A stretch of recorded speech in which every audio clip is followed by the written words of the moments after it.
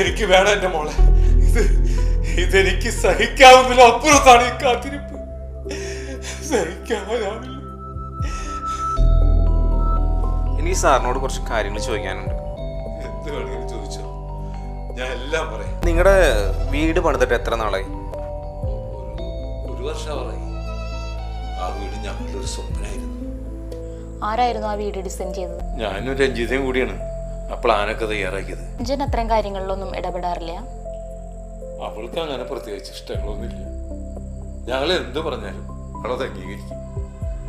ആ പിന്നെ ആ തൂണ് പണി കഴിഞ്ഞപ്പോൾ അത് അവളുടെ ഇഷ്ടത്തിന് ഡിസൈൻ ചെയ്തില്ലെന്ന് അവൾ ചോദിച്ചു. അപ്പം ഞങ്ങൾക്ക് വലിയ സന്തോഷമായി. ഒരു കാര്യത്തിനെങ്കിലും അവൾ ഇടപെട്ടല്ലോ. അങ്ങനെ അവളാണ് അത് ഡിസൈൻ ചെയ്തത്. ഇതാണോ ആ ഡിസൈൻ? എനിക്ക് വേണം എന്റെ മോളെ.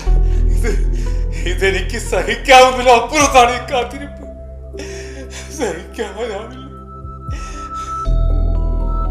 എനിക്ക് സാറിനോട് കുറച്ച് കാര്യങ്ങൾ ചോദിക്കാനുണ്ട്. എന്ത് വേണമെങ്കിലും ചോദിച്ചോ, ഞാൻ എല്ലാം പറയാം. നിങ്ങളുടെ വീട് പണിതിട്ട് എത്ര നാളായി? ഒരു വർഷമായി. ആ വീട് ഞങ്ങളുടെ ഒരു സ്വപ്നമായിരുന്നു.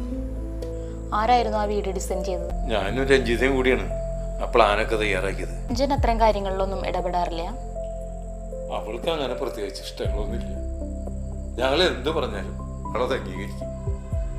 ആ പിന്നെ ആ തൂണ് പണി കഴിഞ്ഞപ്പോൾ അത് അവളുടെ ഇഷ്ടത്തിന് ഡിസൈൻ ചെയ്തില്ലെന്ന് അവൾ ചോദിച്ചു.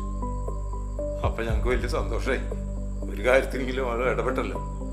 അങ്ങനെ അവളാണ് അത് ഡിസൈൻ ചെയ്തത്.